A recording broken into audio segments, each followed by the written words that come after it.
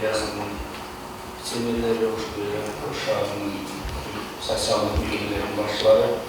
Bugün Doğruday Türkiye'de Kuba Karas'tan yüzdeki bulacaktan bölgeler. Uşağı devresinde sizlerin tarmakta olacaktan bölgelerden tanış olmanlıktan gelip öz koz yüzmeyi görüp sizlerden daha kanday sunuşlar, kanday bölgeler meseleleri var. Şunun bağının yerinden bilip, tanışıp, uşağı devresinde elimizde daha aytılacaktan ters görünüşlerge neler toskolup bolasa, андай көрүнүштөрдөн кантип алсак болот? Канткенде биз баарыбыз элибиз жана өлкөбүз үчүн ак таза кызмат кылабыз деген максат менен мына ушул Ош шаардык кеңешинин социалдык саясат жана жаштар комитети боюнча туруктуу комиссиясынын мүчөлөрү менен Ош шаарынын төрагасы менен вице мэрилер менен чогуу кечээ вакыттын жетишинче медициналык мекемелер. Бүгүн да чогулуштан кийин кээ мекемелерге барабыз. Сиздер менен кошо ошол болуп жаткан көйгөйлөрдү чогуу талкуулайлы деп бүгүн баарыңыздар менен жолугушуп отурабыз. Анткени мен ойлойм, ушул жерде отургандардын баарыбыздын максатыбыз, тилегибиз, оюбуз бир. Баарыбыз өлкөгө, мамлекетке, элибизге ак кызмат кылабыз деп келдик. Ошондуктан бүгүн ушул жерде отургандар баарыбыз болуп жаткан көйгөйлөрдү ачып, дана айтып, алардын чечүү жолдорун чогуу талкууласак, алдына бир кадам болсо да жакшы жумуштар болот.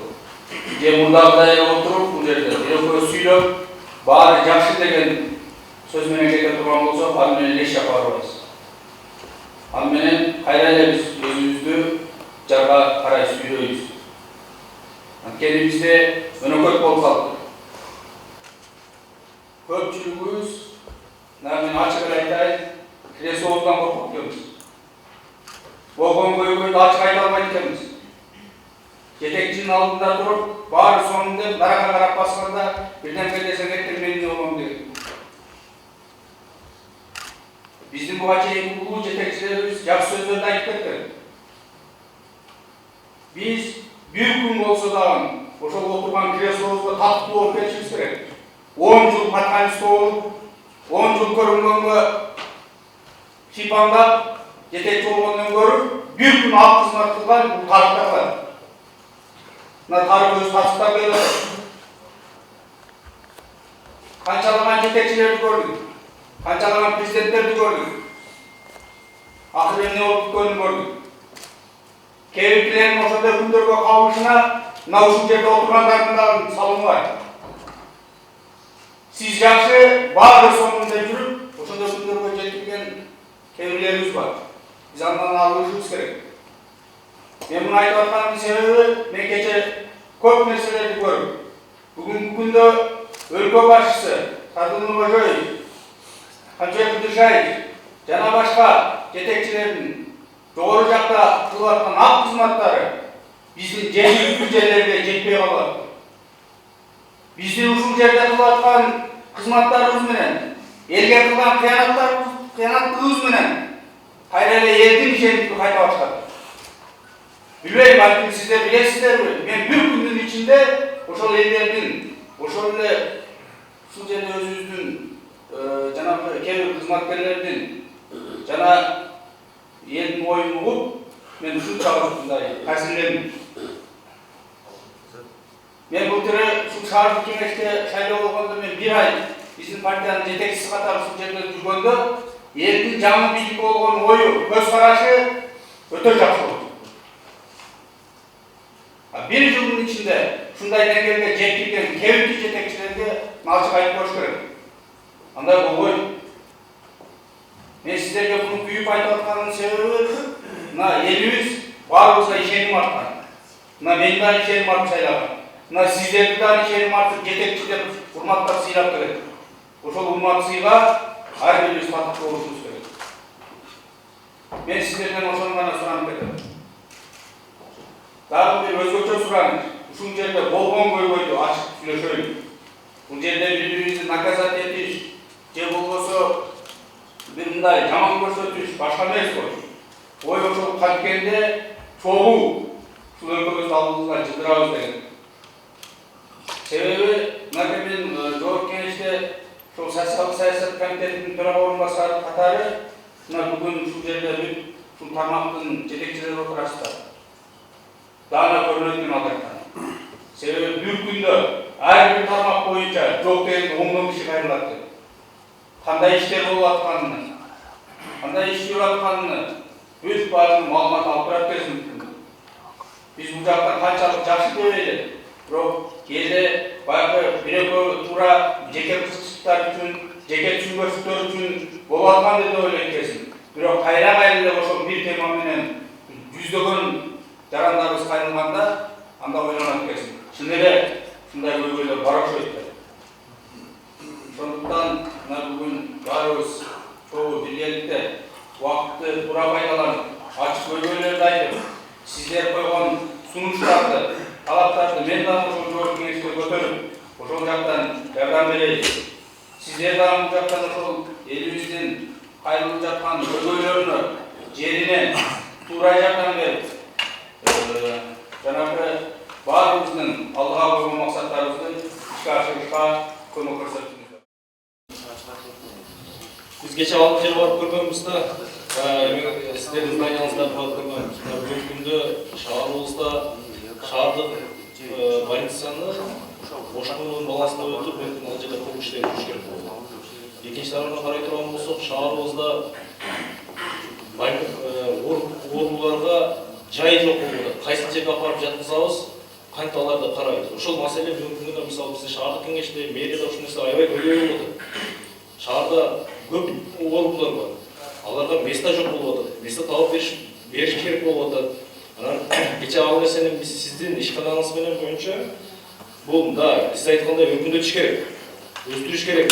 Бул медиктер үчүн кайра даярдоо болуп атат. Алардын билимин өркүндөтүп атат. Бул аябай жакшы направление. Бул боюнча биздин шаардык кеңештин позициясы дагы жакшы позициядабыз. Кудай кааласа бул боюнча дагы жардам беребиз. Просто биз айтып аткан нерсебиз здание бүгүнкү күндө ремонт болуп атат. Шаардагы ар жерге майда чүйда кылып больницаны ар жерге жайгаштыра бербей, бир эле здание болуп калсын. Ошол жердеги оорукчанда мына шаардык мэрия кечээ Венера барып ушул жерде көргөнбүз. Биз ойлойбуз, эгерде бир жерде болуп кала турган болсо, оорукчандардын оборудованияларда бир жерде болуп турган болсо, мен ойлойм жакшы болот. А сизге шаарда да башка көп аябай көп зданиялар бар да. Жакшы здание, андан жакшы зданияларды бериш керек. Кеңир зданияларды бериш керек. Шаарга доступты жерлерди бериш керек, орто шаардын центриндеги жерлерди бериш керек. Ошентип маселени чечпесек болбойт да. Ошон үчүн кечээ биз дагы бир отуруп консилиум сүйлөшкөнбүз биз анча дагы.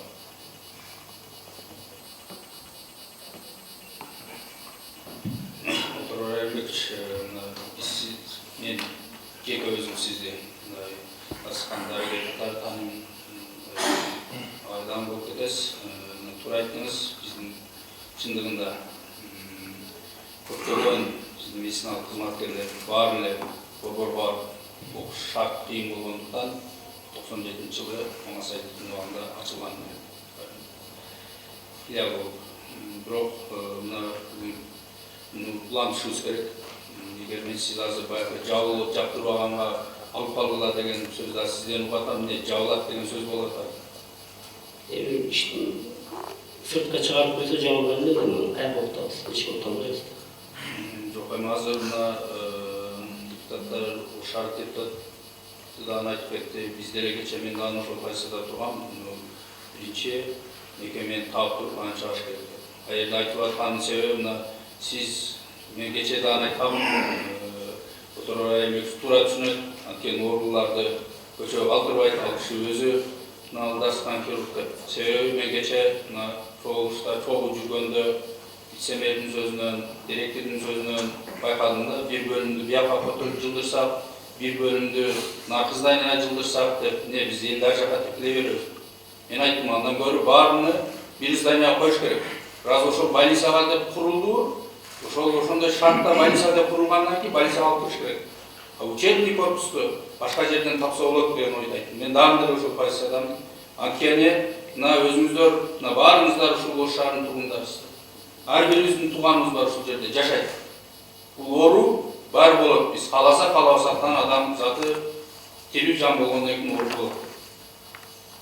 Ал жерде терапиясы бул жакта, кардиологиясы дагы бир корпуста болгондон көрө ушул 3 этажды бирдей кылып туруп эле ошол жерге киргизгиле деген сунуштайт. Ал элибизге дагы, ошондой дарыгерлерге дагы жакшы болот. Мына өзүңүздөр билесиздер, бир күндө канча жака консультация барасыздар. Анда дарыгер больной карабай эле көчөдө жүрүп калат, Оштун ар бир отделениясы ар жака чыгып кете турган болсо. Бул бир. Экинчиден, мен мына сизден убакыттан пайдаланып суранып кетет элем. Мына туура жаңы буйруктар боюнча мурдактан критик сааттар көбөйдү, көбүрөөк окуш керек болуп калды. Бирок биз сандан сапатка өтүш керек. Сапат өтө начарлап кетти. Сизге мен дарыгер катары айтып коеюн. Кантип келип, кантип окуп кетип атканын мына мен 17 жыл ошол медицина кызматында иштедим, билем. Андан арылайлы. Эгер биз канчалык сапатты көтөрсөк, ошончолук ошол оорукананын дагы, ишкананын дагы, мына сиздин окуу жайыңыздын дагы кадыры көтөрүлөт. Ошондо мынакей сиз айтпасаңыз да бул окуу жай болуш керек. Муну жылдырбагыла да өзү чыгат. А бизде эмне болуп атат? Бизде кечирип коесуз, болуп атат да, аны сиз дагы жакшы билесиз. Мына бирок, мына акыркы 1 жылдан бери кичине контрол болуп калды. Анткени жок, текшерип жүрөт, өзүң келип окуш керек экен деп. Мен мына 5 жыл төрөт бөлүмүн башкарып жүргөндө, яндан кызматкерлер келип окуп аткандагы окуяларды билем да. Окууга деп кетет, 2 күндөн кийин көрсөм ошол жерде жүргөн болот. Азыр эми кичине тартипке кирип калды. Бул тартипти мындан ары дагы күчөтүңүздөр. Раз ошондой талап коюлду, окуш керек. Келип туруп кичине контракт төлөп коюп, кичине сүйлөшүп коюп кетип отуруп, биздин медицина тапканыбызда. Мына баарыбызга бул сыр эмес. Бүгүнкү акыбалыбыз кандай экен. Ошондуктан ошол жагына, сапат жагына жакшы көңүл буруңуз. Эгер жабылат деген сөздөр боло турган болсо, мен каршымын. Мындай окуу борбор болуш керек. Кээ биркилер айтып атат, сапат начарлап кетти, андан көрө биз Бишкекке барып окутабыз. Ошондой сөздөрдөн арылыш үчүн сапатты жакшыртыш керек. А Бишкекке баары эле барып окуй албайт. Анткени биз эч бир медициналык мекеме алардын барып кеткен жол киресини, каражатын, жатаканасын төлөп бере албайт эч ким. Байкенден 3 миңден жол кире төлөп, күнүнө канчалаган квартплата төлөп барып 5 ай окуп келе албайт да. Ал ошол окуган окуусуну айлыгы актабайт дагы кайра 5 жыл иштесе да. Ошоңо кеткен расход. Ошондуктан сөзсүз бул түштүк чергесине керек. Себеби мына биздин мамлекетибиздин теңинен көбү ушул түштүк чергесинде жайгашкандан кийин элдерибиз. Ошончолук дарыгерлер да ошончолук. Ошончолук орто медицина кызматкерлери көп. Ошондуктан мына урматтуу Ош шаарынын депутаттары Салман Садыгулович ушул жерде эгер ал зданияны ооруканага керек болуп ала турган болсо, биринчи ушул окуу жайга имаратты таап берип, алдын ала мындай иштерди жүргүзүп, түшүндүрүү иштерини шартты түзүп берип баран жылдырсаңыздар. Анткени бизде көбүнчө андай болбойт да, сразу келет да, уже убактысы келгенде давай эртең чык, бүрүс күн чык, мындан да болуп калды деген окуялар болбосун. Ошону суранып турам. Чоң рахмат. Өзүңүз маселелер боюнча сизге айрылайын дедим эле. Биринчи маселе бул госипотека. Бүгүнкү күндө мисалы мен Ош шаарында алып карайын. Мен жаштар тармагында иштегениме байланыштуу көптөгөн жаштарыбыз жакынкы райондордон, алыскы райондордон келишет дагы шаарда жашашат. Бирок бардыгы госипотекага туруп койгон, очередке. Бирок баягы ожиданияда турат дагы неме подтверждение баса элек да.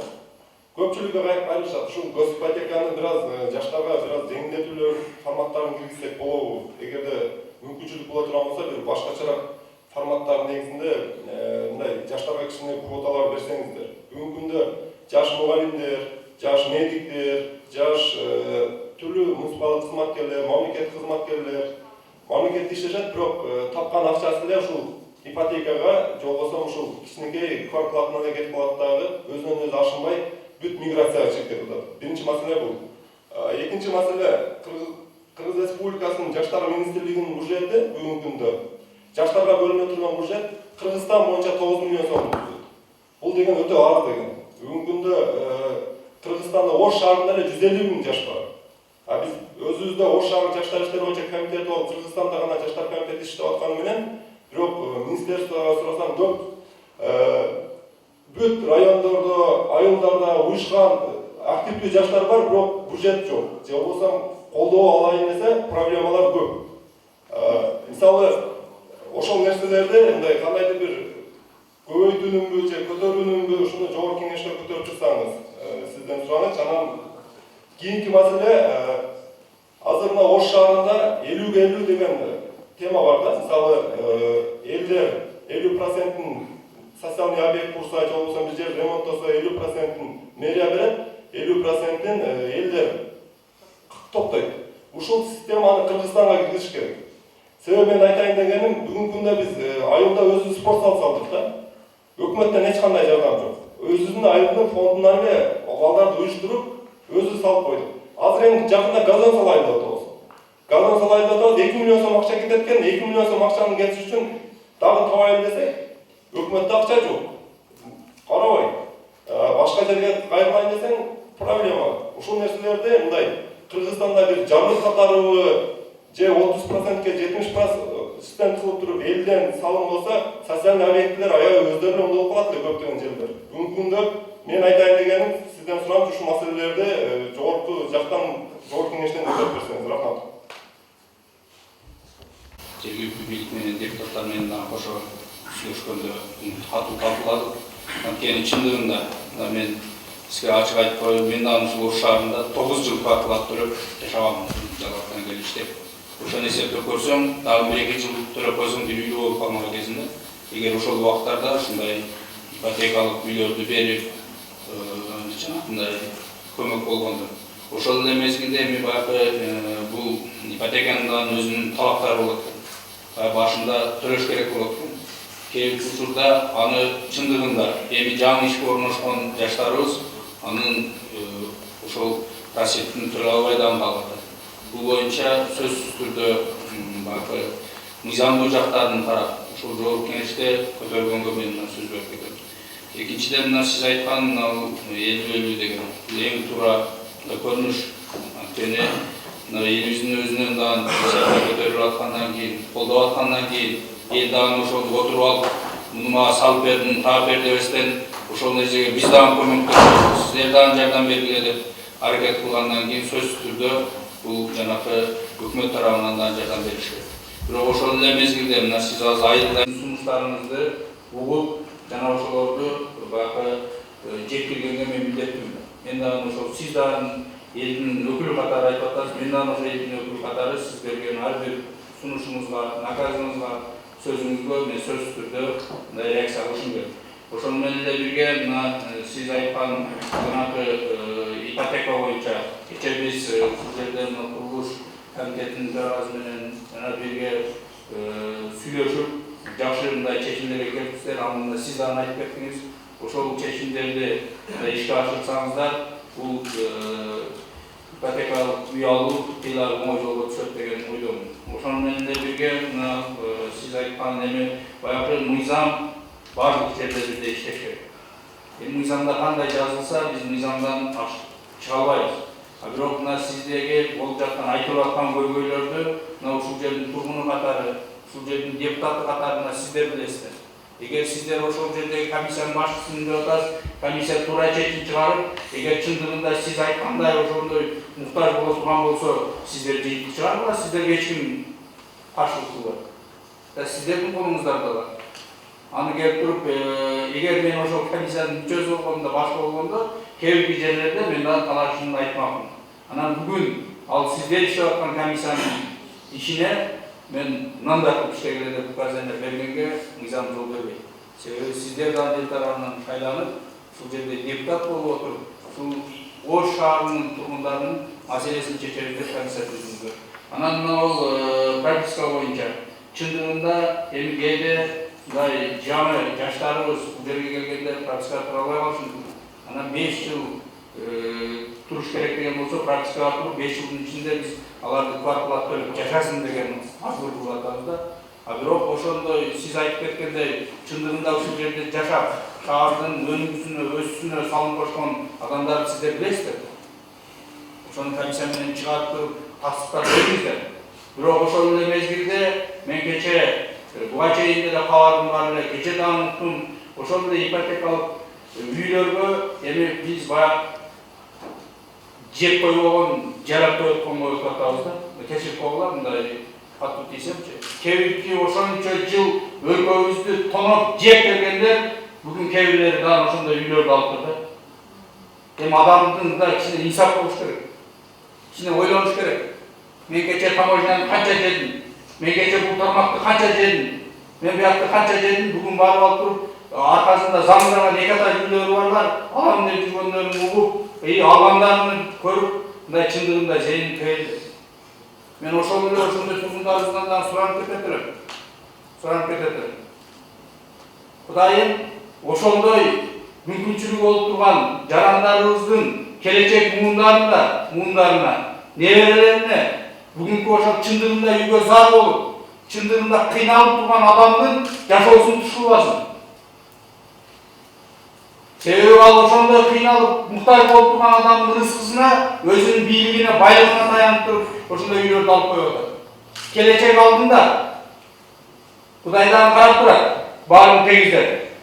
Ошону Аллахтан ойлонуш керек. Бүгүн менин үй алып бергенге, балдарым жашаганга үйүн туруп, ошондой чыныгы муктаж болгон адамдардын рызкысын алып атам. А мен эртең келечек неберелерим ошолордун күнүнө түшүп калбайбы деген ойду суроону бериш керек. Ошондо гана мына чындыкка келебиз. Анан сиздерден дагы бир суранып кетем. Чындыгында ушул ипотека боюнча комиссия кетем туруңуздар. Чыныгы муктаждарга бериңиздер. Мен ошону гана суранам. Бул маселелер боюнча дагы мына сиздердин кээ бирки туура эмес, мыйзамдарга каршы келип калган жерлер болсо, аларга жардам берем. Анан ошол менен бирге эле мына Ош шаарында чындыгында бул жакшы жолго коюлду да, социалдык үй берүү боюнча, мындай өлкөбүздүн башка жерлерине дагы ушинтип тарап, ушундай жолдор менен берилсе жакшы болмок. Анан азыр сиз айтып кеткен сиздердин иш жүргүзүп атканы менен ГИКке кошобуз дегенине мен иштин жүрүшүн көрүп туруп, мен деле каршы чыкмам. Анткени мына сиздерге биринчи этабын берипсиздер үйлөрдү, экинчи этабы берилейин деп калыптыр. Ошон үчүн мындай мыйзамсыз жактарына көмөктөшкөнгө мен сөз берем.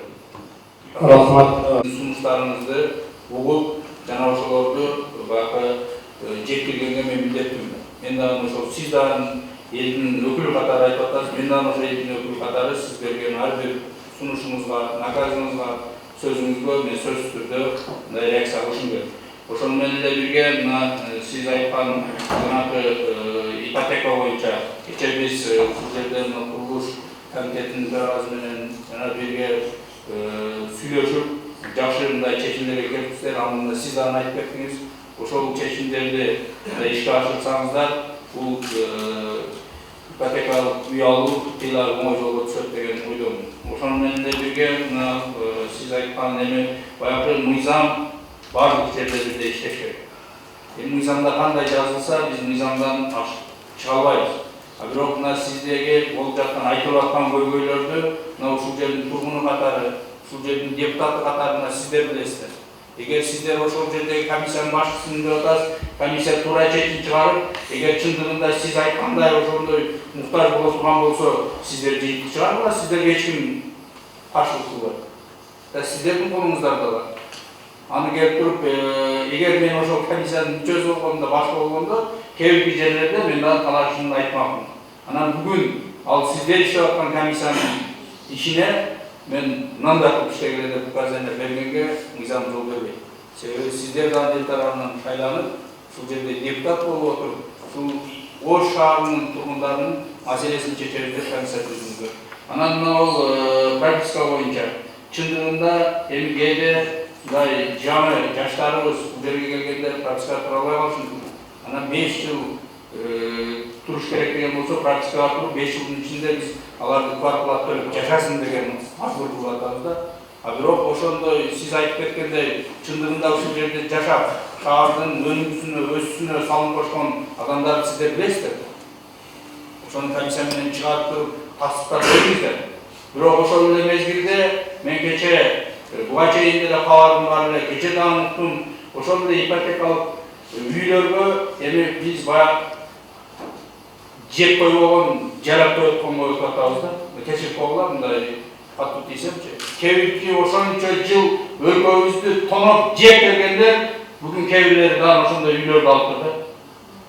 Эми адамдын да кичине инсап болуш керек. Кичине ойлонуш керек. Мен кече таможняны канча жедим? Мен кече бул тармакты канча жедим? Мен буякты канча жедим? Бүгүн барып алып туруп аркасында заңдырган эки ата үйлөрү барлар, алам деп жүргөндөрүн угуп, алгандарын көрүп, мындай чындыгында зейин кыйылды. Мен ошол эле ошондой тургундарыбыздан да суранып кетет. Кудайым ошондой мүмкүнчүлүгү болуп турган жарандарыбыздын келечек муундарына, неберелерине бүгүнкү ошол чындыгында үйгө зар болуп, чындыгында кыйналып турган адамдын жашоосун тушулбасын. Себеби ал ошондой кыйналып, муктаж болуп турган адамдын рызкысына, өзүнүн бийлигине, байлыгына таянып туруп, ошондой үйлөрдү алып коюп атат. Келечек алдында Кудайдан карап турат, баарын тийгиздер. Ошону Аллахтан ойлонуш керек. Бүгүн менин үй алып бергенге, балдарым жашаганга үйүн туруп, ошондой чыныгы муктаж болгон адамдардын рызкысын алып атам. А мен эртең келечек неберелерим ошолордун күнүнө түшүп калбайбы деген ойду суроону бериш керек.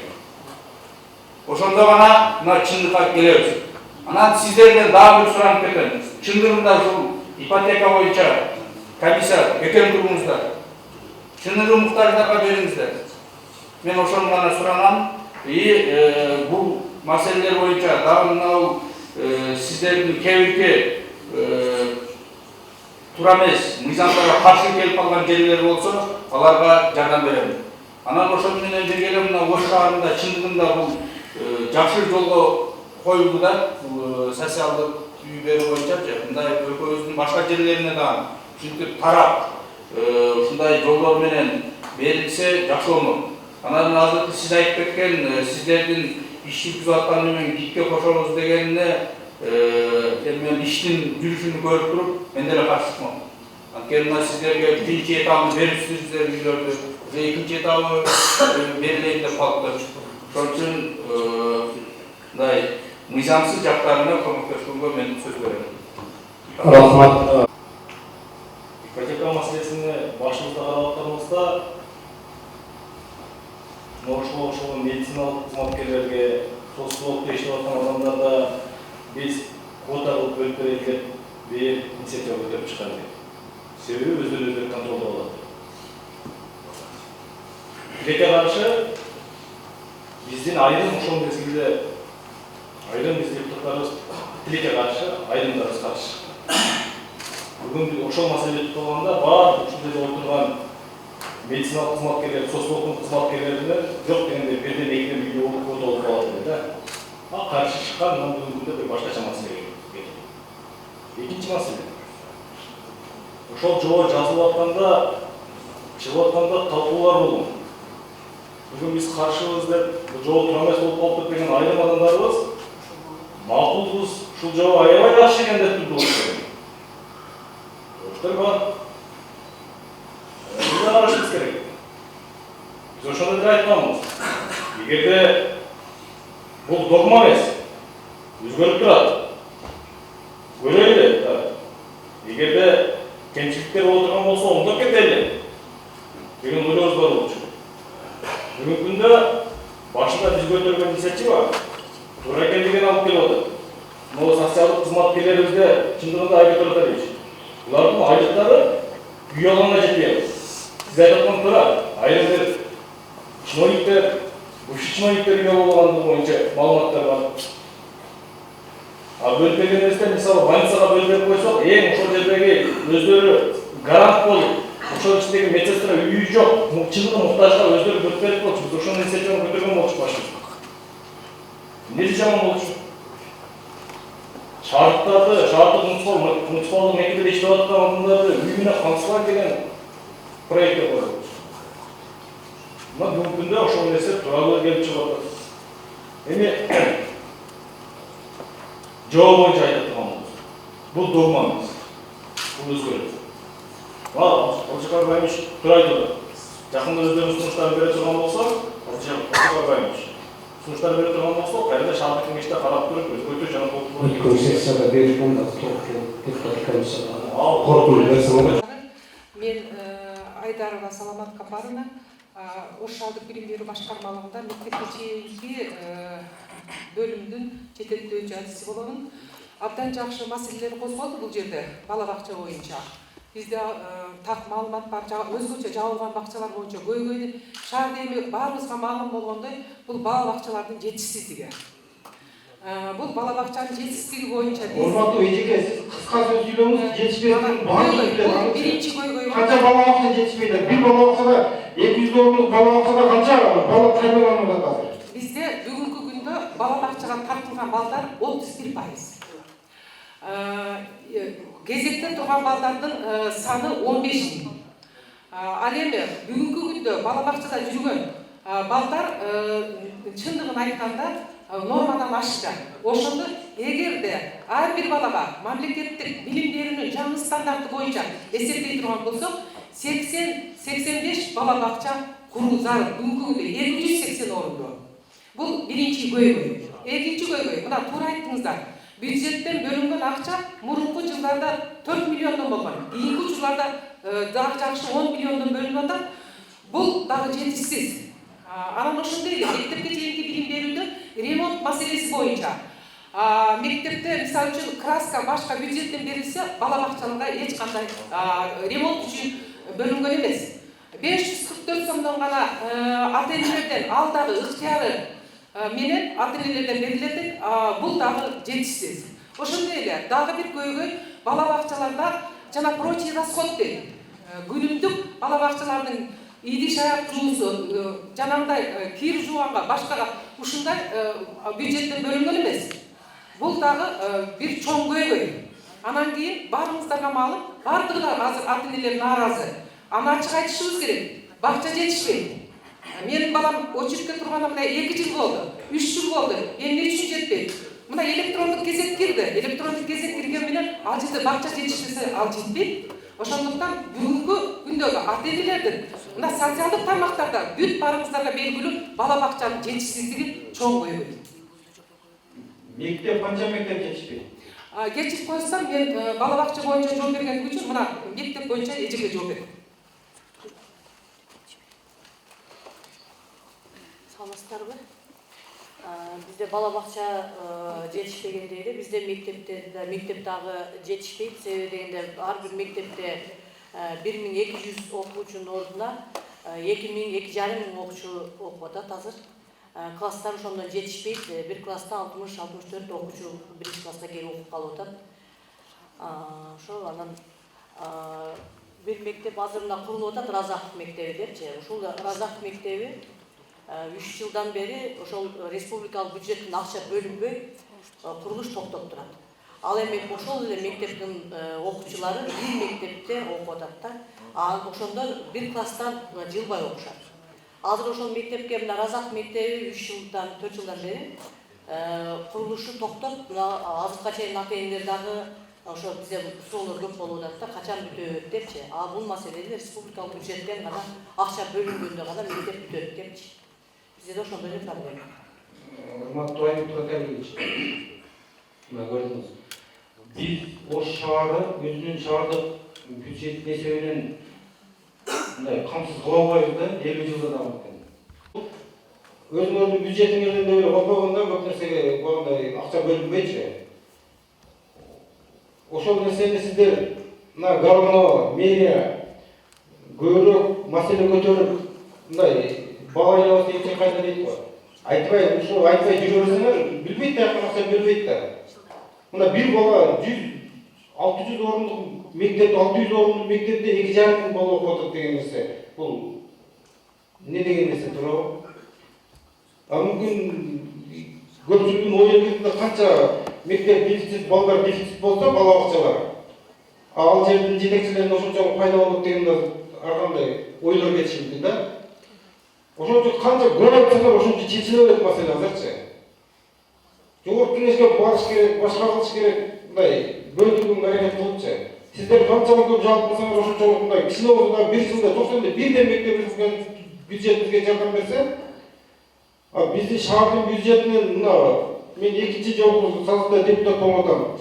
Аягын тартсам биягына жетпейт биздин бюджет чынында. Зарплатадан ашпайт. Мындай нерселерге дагы эптеп бөлүп жылда ошондо дагы 2-ден 3-төн садиктер курулуп атат биздин бюджет эсебинен мектеп менен мектеп куралбасак да садиктерге ушундай болуп атат да садиктер курулуп атат. Алла жакшы нерсе. Ошол нерсеге бизге бир кошумча кичине бир жардам берилсе жакшы болот эле. Ушундай маселелерди укканы чыкырдык да бизчи. Туура эместер, чындыгында Курулушу мындан 31 жыл мында башталып, бүтпөй турган мектептер бар. 31 жылдан бери элбасы. Арт жагында 3-4 жылдан бери бүтпөй мектептер бар. Эми мунун баарын биз дагы ошол жогорку кеңеште чогуу депутаттар менен сүйлөшүп, мен өзүм дагы сунушту киргиздим. Эми кап эле баштап туруп, мына быйыл башталды, эмгек жылы бүтөт, өстөн жок дегенде ошол бир башталдыбы, кыска мөөнөттүн ичинде бир аймакты алып туруп, ошол жерди бүтүрүп кылсак жакшы болот экен да. Анткени эми ал жерде ар бирибиз, мен өзүмдү айтайын, өзүбүздүн көмөчкө күн тартып башталып калсын деп башталып алган менен бирок бүтпөй калган объектилер өтө көп. Эми чындыгында биздин баягы биздин келечек, билимдүү жаштар биздин келечегибиз. Айтылып керек бир мамлекетти жок кылайын десең, биринчи билим берүү системасын куруу. Bizde mına жогоруда айтып кетти, bir класста 60-64 окуучу окуйт деген бул окуу эмес. Эми бизде мына жердеги зал, мына биз азыр 60га жеткен адам отурабыз. Ушунча залдын чоңдугу, мындай кондиционерлер туруп, уже бизге аба жетпейт. Уйкусурап отурабыз. 64 bir кичинекей класста окугандар алар гипоксия болуп отурат. Алар кайра айырдан билим албастан, алар таза абаны жута албастан кайра окуса болот.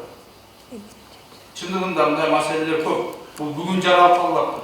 Бул ошончо жылдан бери топтолуп келген маселелер экен да. Эми балким мен ойлойм, ушундай деңгээлге жеткирип койгон кебинки ошол кезиндеги жетекчилер азыр кичине уялып отурса керек. Себеби ошол мезгилинде ошондой садиктерди, ошондой социалдык мекемелерди сатып, ошол кызыл кекиртегин айынан жеп алгандар эми кичине ойлонсо керек, ойлонуп отурган. А биз бүгүнкү көйгөйдү, ушунча көйгөй экен, бар экен билип турган бүгүнкү жетекчилердин арасында да ошого карабастан ушундай жегиштик кылып аткандар бар да. Ошол эле бүтпөй калган мекемелерде ошол мезгилиндеги жетекчи болуп тургандардын тежези бар да, кичине жерин жеп алып. Ошонун баардыгына мындай убагында, кезинде айтып деп турганыбыз жакшы. Мен атайын ушундай маселелерди чогуу сиздер менен угуп, ушул балким мен да укпай калган маселелер болсо, жогору жака жеткирейин деген максатта келдим. Мен сөзсүз түрдө мындай бул маселелердин бардыгы жогору кеңеште көтөрүлөт. Бул эми негизинен баягы мектеп жок десе, садик жок десе де билим берүү министрлигине такала берет экен да. Чындыгында ал билим берүү министрлиги бул нерселерге эч кандай тиешеси болбойт. Бул барып финанс министрлигинен баягы курулуш тармагына бөлүнөт экен, алар турат экен. А бирок жегенде мушту акырында келип билим берүү системасында иштеген ошол жетекчилерди жеп кала берет экен да. Мына жакында Чаткалда баягы мектептин потологу түшүп кеткенде дагы сөздү билим берүү министрлиги. Чындыгында анын жанагы ремонтуна, башкасына ал министрликтен эч кандай тиешеси жок. Ал жактарынан карашыбыз керек экен. Эми мына сиздер айткан бүт маселелерди мына жазып алдык. Колдон келишинче баарына баардык нерсени ачыгын айтыш керек, 100% аткарыш керек. Ал болбойт да. Мемлекетке келип болду баарыңды деп мындай кете бере турган адамдардан эмес. Колундан келишинче 10% болсо да жардам тийсе мен ошого ыраазымын. Бирок мүмкүн болушунча бардык мындай азыр кайтып аткан көйгөйлөрдү чектеүүгө көмөктөшөм. Жетекчилер. Кайра кысымга алып атасыздар. Андай болбойт. Бул нерсени мына курулду, мына биягынан талапка жооп бере тургандай кылып туруп, сиздер түзөшүңүздөр. Ошону ачык айтыш керек. Болбойт мындай. Бул азыркы күндө турган менен талапка жооп бербей кечирип коесуздар. Мындай требованиялар бар деп ачык айтыш керек. Ошону суранып атырмын сизден. Экинчи, мына чындыгында жанагы биздин ушул жалпы медицина кызматкерлеринин кээде жанагы кадыр баркына шекертүүлөр көбөйүп кетти. Биз азыр ошол сагындык сактоо министрлиги менен биргеликте ушул медицина кызматкерлеринин статусу жөнүндө жоолорду ошолордун мыйзамдын үстүндө иш алып барып атабыз. Буюрса ал жерде бүт бардыгы коюлган. Анан ошол эле мезгилде ачыгын айтып кетиш керек. Жанагы кээде биздин ошол элибиздин коюп аткан талаптары дагы кээде туура болуп калат. Анткени бар эмес, туура. Кадыр жетишсиз. Кыйын бүгүнкү күндө ошол айлык менен иштеп келген медицина кызматкерлерине рахмат. Ошол аз айлык менен аз болсо да ошол сабыр кылып, арасында ошого каниет кылып, бала чакасын ак эмгеги менен ошол элибиз көңүлүнөн чыгарып берген тыйындар менен исап кылып иштеп келгендер да бар. Бирок ошол эле мезгилде кечирип коесуздар. Бул баягы биринен бири жарышкан медицина кызматкерлери бар. Аланча бүгүн мынанча таап кетиптир, мен мындай табышым керек деп. Ала бересен мынанчага жасайт экен, неге мен ала жасабашым керек дегендер. Ошого окшогон бир карын майды бир кумалак чиртет дегенде арасында ошондой адамдардын бардыгынан да элибизде наразычылыктар туулат. Андан көзөмөлдөңүздөр. Мына мен кечетен берки элдин талабы мына чындыгында бирдемге десең эле коррупция. Мен дагы ошол медицина кызматкерлери катары андай сөз укканда жүрөгүм оойт. Бирок ошондой адамдар бар экенин көрүп туруп, мен аны аргасыз айтышка туура келет чындыкта. Мына кечетен бери мен бул жерде жүргөнүмдү көрүп, соц тармактардан толуп калды. Ар бир фактыларга уже мен телефонум толду. Ошоңо жакшы көңүл буруңуздар. Кудай буюрса, мына мен ушул жерде бүт баарыңыздардын алдында, мына жаңылыктардан элдин алдында да айткан 3 айдан кийин бүгүнкү күндө сиздердин арызыңыздарды укканы, сиздердин сунуштарды укканы келсем, 3 айдан кийин ар биринде ошол комиссия менен текшергендер. Ошол бүгүнкү айтылып аткан, элге айтып аткан маселелер оң жагына чечилдиби же ошол боюнча калдыбы деп. Ошондуктан бүгүн көйгөйдү ачык айтыңыздар. Бүт баарын. Эмне маселе бар? Ошону мен ал жака жеткирели. Эртең анан келип туруп кылганда жок, бул мынча жылдан бери ушундай эле, тигиндей болду, мындай болду деген болбосун. Мен сиздерден дагы суранып кетем. Биз бүгүнкү күндө ушул өлкө жетекчилеринин саясатын чогуу алып барайлы. Биз ар кимибиз позиция деп бөлүнгөн менен биз эч жака жеңишке жетпейбиз. Андай болуп бөлүнүп жүрсөк, оппозициядан жеңилет, позициядан жеңилет. Себеби бир жыгачты эки жака тарта берсек, бир багытта бара албайбыз. Кемени бир багытта жүргүзсөк, ошондо чогуу жетебиз. Бирок кээ бир учурларда мен ачык айтып коеюн. Өзүнүн жеке пиар кылыш үчүн болгон нерселерге дагы мындай кирип кетип атабыз да, биз андан арылайлы. Ошондуктан мына ушул медицина боюнча сиз өзүңүз сөз баштап калдыңыз. Мен толук ушул медицина тармагын бүтүп коем. Мына бир эмес, буга чейинки канчалаган көйгөйлөр айтылып келсе дагы, ошолор кайра кайталанганы биздин элибиздин көзү болуп атат. Мына айлыктар көтөрүлдү. Туура, ал айлык баары мындай дан деле жетпейт. Бирок салыштырмалуу көтөрүлдү.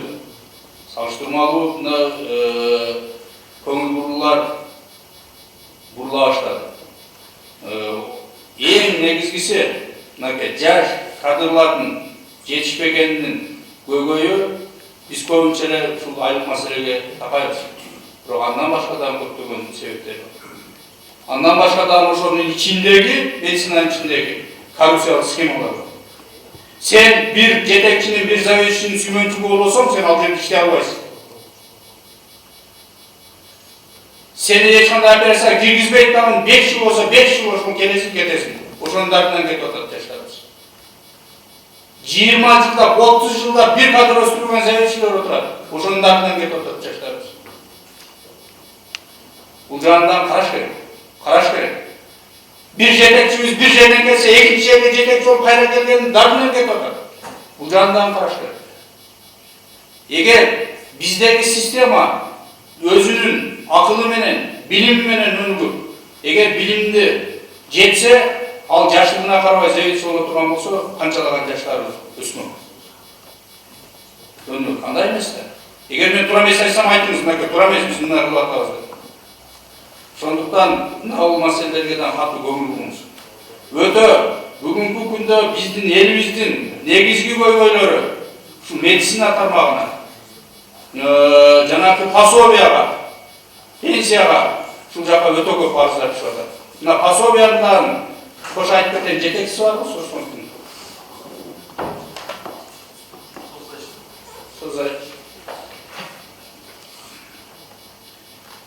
Азыркы күндө мынакей пособиялар боюнча сиздерде мурда эски жобо боюнча иштеп атат да көп жерлердечи. Сиздерде кандай? Жанагы телевизору болсо, холодильниги болсо деген жоболорду алсаңарсыңарбы же дагы деле ошон менен коррупциялык схема кетип атабы? Саламатсыздарбы, бүгүнкү жыйындын катышуучулары. Андай жобо жок. Алдым салмаган. Жобо жок азыр. Биз мэрия менен биргеликте мына укук кербенинде мына 5 ай мурда жүрдүк. Бүт шаардын тургундарына түшүндүрүү иштерин жүргүзүп чыкканбыз ал боюнча. Бирок ал система дагы деле иштеп атканы менен деле кабардарсыздар.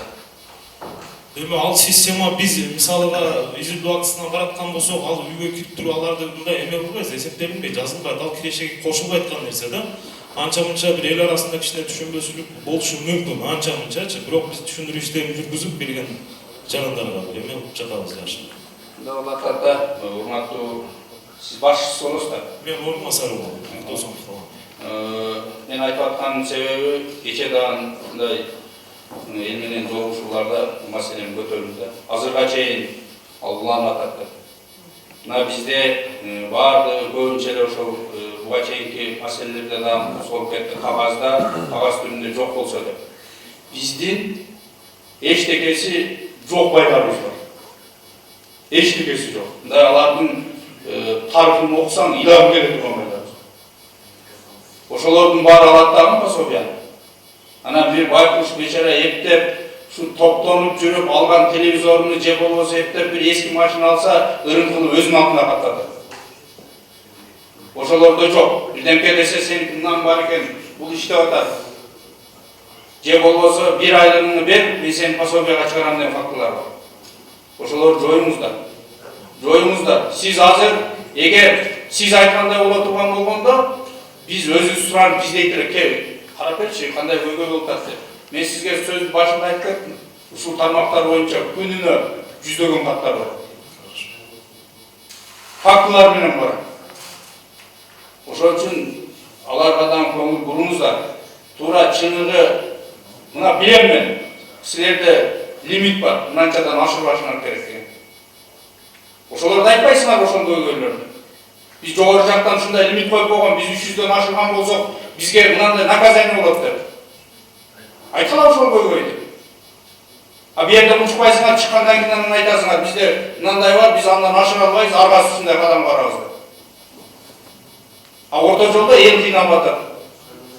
Ал дагы болсо, ошол ачык айта албаганыңар өзүңөрдүн креслоңорду сатаганыңар. Бир кресло үчүн канча үйлөрдү сатага чыгып атасыңар. Көңүл буруңуздар ошого. Сизден ушул тармакты караган вице катары жакшы көңүл буруңуздар. Эң көп көйгөй ушул. Мен туура эмес десем чыгып айткыла. Минимум 1 айлыгын, болбосо 2 айлыгын алып туруп анан чыгарып атат пособияга. Жанагы компенсациялар боюнча эмне болот? Себеби бул боюнчадан кайрылуу өтө көп болуп атат. Биз мен Минздравдан кат жөнөтүп алардан да алгам аякта айтып атат. Мына жооптору бар. Кирсеңиздер биздин комитеттин бүт жеринде пленарный заседанияда бизге келгенде баарына берип атабыз. А бияка келсеңер ошончо дарыгерлер мен иштегенмин, компенсация жок деп. Бул кандай болуп атат? Же Минздрав туура эмес маалымат берип атабы, же кандай? Ошону ачып айтпасаңыз. Ар бир эмгектеш ар бир ооруканада комиссия түзүлгөн. Ошол комиссияда жанагы дарыгер качан ооруган болсо ошонун иштеген күндөрүнү жанагы инкубационный период ошолордун эсепке алып туруп кайсы күндө ооруган ошол негизинде комиссиянын жыйынтыгы менен биз Минздравга жөнөтөбүз. Ошонун негизинде акча төлөнүп атат да бүгүнкү күндө. Айтылбай калган маселелер болсо кагаз күнүндө кайрылыңыздар. Ошол эле мезгилде мен мынакей сиздерден биринчиден жооп кеңешинин депутаты катары, андан сырткары ушул Ата журт Кыргызстан саясий партиясынын төрагасы катары ушул жерде биздин партиянын 19 депутаты бар шаардык кеңеште. Баягы жогоруда Абжапар Ибраимович айтып кеткендей шайлоо өтүптү. Баары бул жерде бир муштум болуп, шаардын келечеги үчүн бир болуп шаардык кеңеш иштеп атат. Мен жеке бөлүп айтып атканымдын себеби буларда ар бири биздин партияга мүчө болуп, биздин партиядан шайлоого кетип атканда элге үчүн ак кызмат кылып беребиз деп бизге сөздөрүн берип башлаган. Ошондуктан мен партиянын жетекчиси катары булардын ар биринин аткарган жумуштарына көзөмөлдөгө милдеттүү. Жана ошондой эле булардын бизге берип, биздин партия менен шайлоого жылтып келип, депутат болуп иштеп аткандан кийин мен партиянын жетекчиси катары булардан ошол милдеттемелерин аткарганга тек көзөмөлдөгөнгө угундамын. Ошондуктан ар бириңиздерден муну айтып атканымдын себеби ушул жергиликтүү кеңештен чечиле турган маселелер болсо кайрылыңыздар. Чогуу бирге чечебиз. Андан сырткары, эгер сиздердин жогору жака бара турган түз жетпей калган маселеңиздер болсо, бул биздин депутаттар аркылуу да жеткиргенге мүмкүнчүлүгүңүз бар. Мен дайыма булар менен тыгыз байланыштамын. Телефонду болуп, ошко келгенде келип жооп турам, айтып атат, эмне маселе болуп атат, айтыңыздар деп. Ошону чогуу алып барайын. Ошону менен бирге мынакей бул жерде бүт окуу жайдын жетекчилери чакырылыптыр. Эми баары эле ректорлор отурат, же проректорлор дагы бар. Ош мындан ким бар?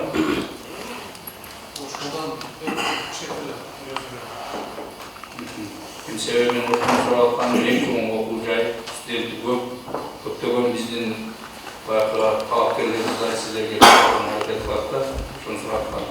Мен айтайын дегеним, мынакей бизде ОЭК бар да. Анан ошол эле мезгилде мен мындан каникулга чыгарда бир заседаниямызда билим берүү министрлигинен сураганда айткан. Биз жанагы аз камсыз болгон үй бүлөлөргө, жетимдерге, томолой жетимдерге квота бөлүп бергенбиз деп. Мен ошону сурайын деп атам. Ошмуда канча квота бар ошондой? Себеби министерстводон ошондой жооп берилген. Бизде бар квота. Мен суроо бердим. Мен муну сураганымдын себеби көпчүлүгү мына баарыбызга маалым да.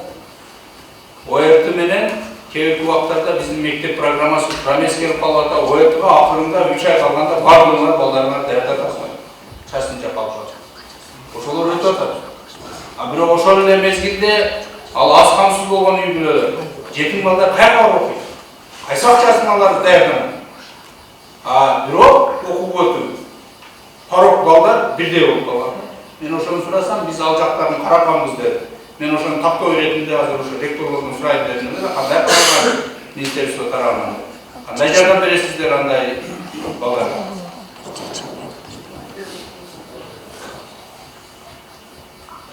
Ошон үчүн ректорлор өздөрү болгону жакшы да.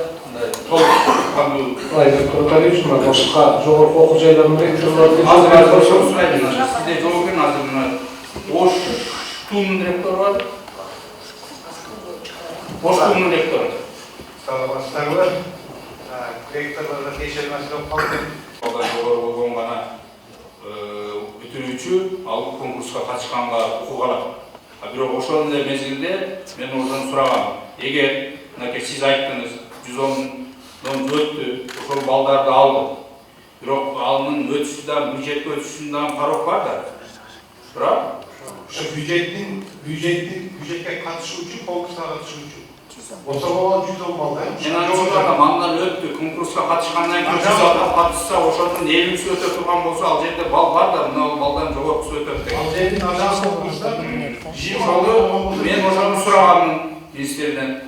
Ошондо конкурска катыша ала турган балдар, бирок аз камсыз болгондорго кандай мамлекет тарабынан шарт түзүлүп берген окууга тапшырышына деп. Мен дагы кайталап кетейин. Биздин аялдуу катмарларыбыз көбүнчөсү айыл жергесинде. Бир. Экинчиден, ошондой жанагы жакшы билим берген, жакшы окуткан мектептерде жалаң акчасы барлардын же чоң малдар окуйт. Ошол эле жетим, бечара кыйналып жашаган үй бүлө жөнөкөй мектепке барат. Анын экөөнүн айырмасы болуп атат. Ал мектеп менен мунун. Бекерден бекер сиз менен биз частный мектептерге апарбай атабыз да. Ошол эле частныйда окуп, канчалаган дополнительный акчаларды төлөп окуткан менен ошол бечаранын укугуну бирдей болуп калды деген максатта мен суроо бергем. Ошондой хотя бы тоңолой жетимдерге, ушунчалык кыйналып өскөн студенттерге окууга өткөрүш үчүн кандай мүмкүнчүлүк бар десем, алардын өзүнүн квотасы бар ар бир окуу жайына. Квотасы бар. Ар бир окуу жайына 3төн 7-10га чейин. Сизде канча бар? Бизге обычно жыл сайын 7ге жакын адам орун бөлүнөт. Булар кимдер? Аз камсыз болгон үй бүлөлөр эмес, тоголок жетимдерге, майыптарга, мына бизде мамлекетибизде болгон өзгөчө окуялардын каармандардын балдарына да, мисалы үчүн апрель окуясындагы, кече июнь окуясындагы жапа чеккен үй бүлөлөрдүн балдары үчүн деп бөлүнгөн учурлар бар. Ошол мезгилде приграничный райондор, чегара аймагында жашаган зонадагы айылдардан келген балдардың да өзүнчө квотасы бар, бөлүп коюлган.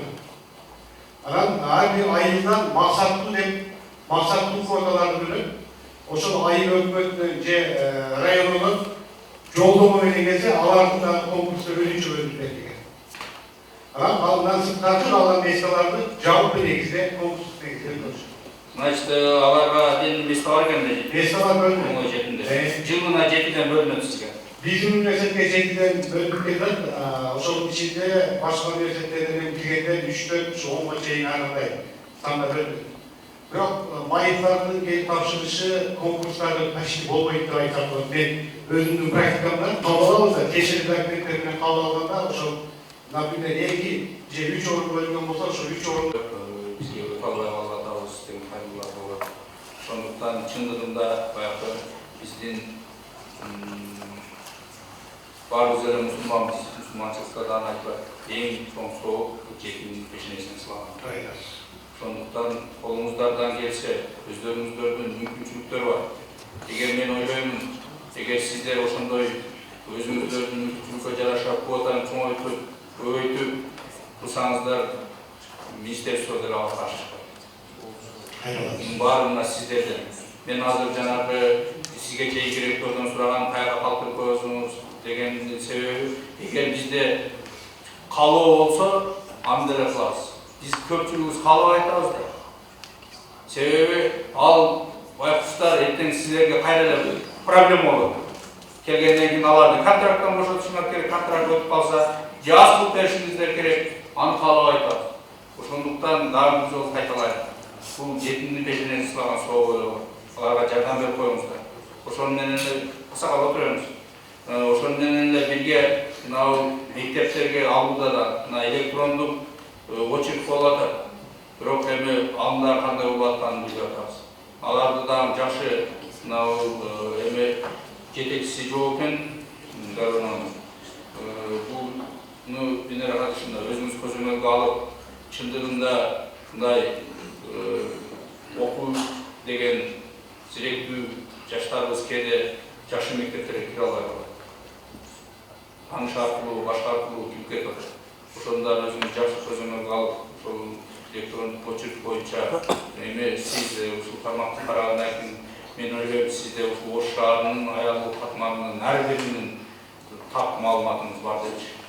Ошол ошолорго өзүңүз жеке көзөмөлгө алып, мүмкүн болсо алар менен байланыштуу болуп, кантип балам кандай болду, мектепке, садикке кирдиби деп, мен айтты дейсиз, 1 жыл, 2 жыл ошентип көзөмөлдө коюңуз, ал мукка түшүп калат. Зато сиздин атыңызга. Өнөр катышына келгенде суу системаны жолго салып кеттилер. Ошол мезгилден баштап бизге окшогон бейбичараларга көңүл буруп калдылар. Ошону көзөмөлгө алып келебиз. Андан кийин мен дагы жанагы пособие, пенсия боюнча да жакшылап көзөмөлдөңүздөр. Жана пенсияга чыгаруу боюнча ошол эле жанагы инвалиддикке чыгарган мисектин жетекчиси бар жокпу? Бул жерде. Путу кесилип, чыныгы инвалидке дагы жылына справкалар экен. Жылына кайра эле ошо инвалиддикте чыгарыш үчүн. Бул эмне? Пут өсүп кетеби? Кийинки жыл. Ким бар соцсайттардын жетекчиси барбы? Шуну көзөмөлдөңүз. Ушундай фактылар болот. Кече биз аралашып жүрүп, анан чыгарды постоянный бар. Эмне? Путу кесилгенде кийинки жыл путу чыгып кетпейт да. Бизге мынау түзөтүү баш этебиз, министрлик болгондон кийин булар комиссионду карашат да, анан медикалдык караганда заключение караганда биз көп киреше албайбыз. Булар болгондо бизге заключение чыгарып беришет. Ушунун негизинде ал кимге баш Бир жылга береби? өздөрүнүн критерийлери бар. Кайсы бир ооруларга булар бессрочно беришет, кайсы бир ооруларга 2 жылдык мөөнөт менен беришет, кайсы бир 1 жылдык мөөнөт беришет. Анын туралы просто уже бессрочно берилет турганда дагы ошондой бюрократия болот. Азыр бекерден айтылбай атат да 5000 сом берилет. Элки бир үй бирөөдөн 4-5 пенсиядагылар бар. Ошол эле мезгилде чыныгы пенсия чыгартылгандар жүрүшөт. Ошо 5000 бере албастан ошону жакшылап көзөмөлдөп, эгер мына сиздер ушул жерде болгондон кийин Бишкекке карайт дебестен, белгилүү ошондой фактылар болсо, вот бизге баш ийбей атат. Мынандай болуш керек, мынанча кайрылуу болду деп. Андан кийин жанагы неме барбы? Департамент лекарственный Сизге мынакей суранычы көптөгөн ата-энелерден кайрылуулар түшүп атат. Азыркы бүгүнкү күндө синтетикалык дарылар, лескалардын аттарын. Алардын бардыгы аптекада ачык сатылгандыктан ачык эле. Бүт жаштарыбыз аларды апарып мурдуна коюп, жыттап, 3-4 күндөн жоголуп кетип атат. Ал бир эле үй бүлөк эмес, биздин күчсүзүнөрүнө дагы кошумча жумуш болот. Анткени ал ачык сатылып аптекаларда. Ачык эле балдар колдонуп, аны колдонуп алгандан кийин 2 күн жоголуп, анын бардык себеби ошондон болот. Суицидтерден көп ошондон болот. Биз калп эле башка причиналарды издеп жүрөбүз. Кандай болду, мындай болду деп. Көзөмөлдөш керек. Дарылар бир аптекадан экинчисинин ким каалагандай сене коюп сатып атат. Аптекалар. Алардын көзөмөлдөңүз. Ошол эле мезгилде жанагы бүт көпчүлүк мамлекет тарабынан келген дарылардагы больницанын ичинде азыр азайтыптыр, кече көбүнү чыгарып салыптыр, дагы деле бар. Через аптека сатылат. Через ошолорду мамлекеттин дарысы кайра частный аптекалар аркылуу элге сатылат. Өздөрү алып туруп, бар мына аптекадан алсаң, мындан алып кел деп. Анын бардыгы жакшы эмес. Ошолордун баарына жакшылап көңүл буруңуз. Айрыкча ушул жанагы синтетикалык дарыларды колдонууга жакшы. Булар мындай экен. Аптекалардын баарынын группасы бар. И тем более проверка без изменения кылабайт экен. Сен баягы айтмайынча текшергени барбайт экен. Уже текшерип жүрөт дегенде аларды алып коет. Уже келгенде таппай каласың. Бирок сиздер ошонун аптекалардын ээлери менен сүйлөшүп, биз аргасыз мындай кадамдарга барабыз деп. Аларды калтырдыңыз. Мынау мен боюнча Жасыл Махмудович, эми бул Сооронбектин тармагына кирет эле. Кече биз радионго барганда маршруткалар мындай толук кандуу таппай деген. Мында мен иштеп жүргөндө 130 ошол жерден кайтчу. Азыр иштебей калды дейт. 124, 125 кааласа чыгат дейт, кааласа түзөтүп кетет дейт бул үйүнө. Эми баягы кетип атканда чыгып турган адам болсо маршрутка чыгып коет экен, болбосо өтүп кетет экен. А жерден чыккан элдер, роддомго көргөнү келген элдер, ошол жерде иштеген сотрудниктер. Эми бир бул роддом деген чоң мекеме да. Ал жерде күнүнө 20-30-дан төрт болот. Ар биринин аркасынан канчалаган адамдар жүрөт. Эми бир маршруттан чечип коюш керек да ошол жерде. Караш керек. Ал жерде жаш дарыгерлер бар. Алар убагында ишке жетип барыш керек. Ошол шарттарын карап көрсөңүз. Ошол учурда Тазар Махмутович, мен ушул роддом боюнча, маршрутка боюнча 2 жол кайрылган опыттын деректеринечи. Адамдар ошол жерде жөө жүрүшөт да, бир центральный жолго чейин жөө жүрүшөт, балдарын көтөрүшүп, 2 жол кайрылган. Анан бир жолусунда бул мага 4 жыл 5 жыл мурун Унагырдын элинен келип түшкөн неме боюнча. Унагырдан түз каттам жок да. Мен роддомгочу. Унагырдан келип адамдар сөзсүз келип, бир пересадка менен келип түшөт. Ушул нерсени дагы эске алып койсоңуз да. Андан кийин бул жерде мына чакырылгандардын арасында орто профессиялердин директорлору аны турасыздар. Чындыгында сиздерге өтө оор экен. Мен Ош шаарыны карабадым, бирок Жалал Абад шаарында ушул иссиелерге барганда акалдары менен таанышып көрүп, эми биз баарыбыз эле жогорку билимдүү деген сөздүн негизге сиңирип алгангабы, бүт эле ошол жака дейилеткен, бирок биздин керектүү специалисттерибиз чыга турган окуу жайларга көрсөтүп булбай калды. Сиздердеги маселелерди мына сиздер айтпасаңыздар да мен ошол Жалал Абад шаарында барганда көрдүм. Ал жөнүндө да мына үстүндө иштеп атабыз. Биздин керек депутаттарына мыйзамдарды баштады, аларга чогуу иш алып баратабыз. Ал жагынан караңыздар. Мен ошол эле мезгилде ошого сунуш киргиздим эле. Мына биздин көпчүлүк жаштарыбыз окууну бүтөрү менен эле мигрант болуп келет. Эгер ошол окугандарыбызга ушул жерден бир 6 айлык курстарды, сварщик, башка кладчик алууларын үйрөтсөк, ошону менен кошо жок дегенде биздин ушул күнүмдүк турмуш тиричиликке керектүү орус сөз тилдерин үйрөнүп, ошону менен бирге мен комитетте бир ушул тармакка сунуш киргиздим эле. Бизден ошол үйрөтүп, орус тилин да бул жерден сертификат берип, ал эми барып көрө атасыздарбы, барып ал жактан кайрадан экзамен тапшырып атышат. Андан канча кыйынчылыктар болуп атат да, ошолорду биздин мигранттарга шарт түзүп берели деген ошондой сунуштар киргиздик. Эгер сиздерде дагы кандай сунуштар болсо бериңиздер. Сиздерге мен көйгөйдүн бир чекесин көргөндүм. Сиздер ичинен билген адам катары орто профессиялар боюнча дагы сунуштар берсеңиздер. Андан кийин мынакей бул жерде чакырылгандардын арасында китепкананын директору бар экен. Эми сиздерде эле көйгөй көп болсо керек. Себеби кечээ күнү биз бейнелик катышында менен сүйлөштүк эле бул маселе боюнча. Бизде жана Галамов офисте мына өзүңүз белгилеп кеткендей, биз кечээ 2 күндөн бери ушул Ош шаарынын жана социалдык көйгөйлөрү менен жеринен таанышып жүрөбүз. Бул маселени бир Ош шаардык кеңешинин депутаттары, ушул шаардык кеңештин социалдык саясат жаштар боюнча туруктуу комиссиянын төрагасы Болот Баятов жана ошол комиссиянын мүчөлөрү менен биргеликте мага сунуш айтышып, мен да макулдугун берип, чогуу келип жеринен таанышып, ошол көйгөйлүү маселелерди шаардын жеринде чечилбей калган, жогорку кеңеште көтөрүлө турган маселелер болсо жардам бересиз деген ниетте чакырышкан. Мен да ушул жогорку кеңеште социалдык саясат комитетинин төрага орун басары болгондуктан макулдугун берип келип көрдүк. Кечээ негизинен медициналык мекемелерди бүт жеринен барып көрүнүшүп, ал жерде көйгөйлөр, жетишсиздиктердин баарын өз көзү менен көрдүк.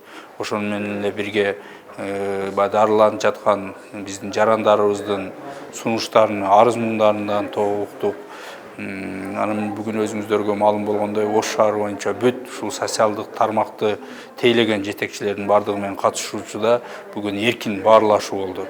Себеби менин максатым алардын болуп аткан көйгөйдү өздөрүнөн угуп, кээ бирки жерде ошол жогорку жака жетпей калып жаткан маселелер болсо, министрликтерге жетпеген маселелер боюнча мен элдин өкүлү катары ошол көйгөйлөрдү жеткирейин деген максатта мына чогуу баарлаштык. Өзүңүздөргө белгилүү болгондой мына 3 сааттан ашык бүт уктук алардын көйгөйлөрүн. Кээ бирки ушул мэрия тарабынан чечиле турган, шаардык кеңештер тарабынан чечиле турган маселелерди мына чечкенге жеринде убада беришти. Ал жака жеткире турган маселелерди, мен жогорку кеңештен көтөрө турган маселелерди мен көтөрөм деп өзүм убадамды бердим.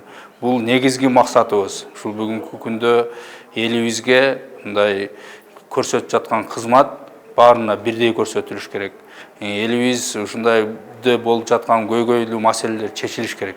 Мына бүгүнкү күндө эмне маселе болуп атат? Негизинен ушул пособия, пенсия, жана ошондой эле жанакы азыр сөз болуп кетти, ЗАГСка туруу, метрик алуу, жана башка ошого окшогон жана оорусу боюнча инвалидность группага чыгуулар боюнча маселелер өтө көп элибизде. Ошолор боюнча мына тийиштүү жетекчилерге элдин көйгөйүнө жеткирдим. Айттык, ошол эле мезгилде аткарылуусуну талап кылдык. Себеби андай эл калк айтса калп айтпайт дейт. Алардын да айтып жаткан сөздөрүндө чындыктар бар экенин биз көзүбүз менен көрдүк. Ошол эле мезгилде кээде аша чаап кеткен факторлор бар экенин да көрдүк да. Эми бизде баягы кээде бир жагы менен гана жыйынтык чыгарып коюп атабыз. Биз андай бир жактуу жыйынтык чыгарбаш үчүн өз көзүм менен көрүп келейин деп мына 2 күндөн бери Ош шаарында жүрөбүз. Азыр мына дагы кайра 1-2 мекемелерге барабыз. Ошол эле мезгилде мен айтып кеттим, бул биринчи жолку жолугушуу болгон менен акыркысы эмес.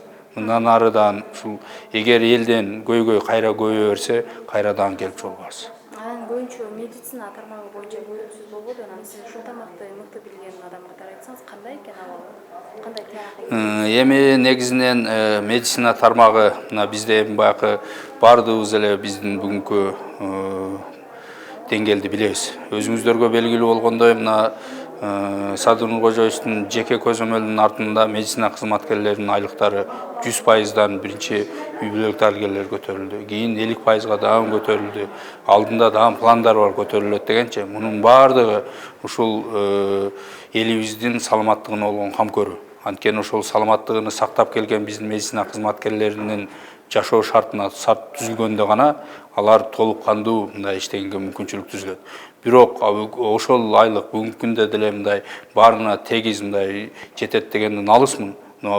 Кичине болсо да көтөрүлүп, дарыгерлерде мындай иштөөгө стимул болуп калды. Анткени айлыктын көтөрүлгөндөн кийин биздин ошол медицина кызматкерлеринин келечектеги пенсияга чыгуу дагы маселеси чечилет да, пенсияга көбүрөөк акча менен чыгат. Буга чейин көргөнсүздөр канча ошончо жыл иштеп 1000 сом, 2000 сом менен пенсияга чыгып келген. Ал жагынан жакшы каралып атат. Ошол эле мезгилде мына УКМК төрагасы Камчыбек Кыдыршаевичтин жеке көзөмөлүнүн артында дагы биздин убагында өтүп кеткен социалдык мекемелер кайра мамлекетке кайтарылып атат.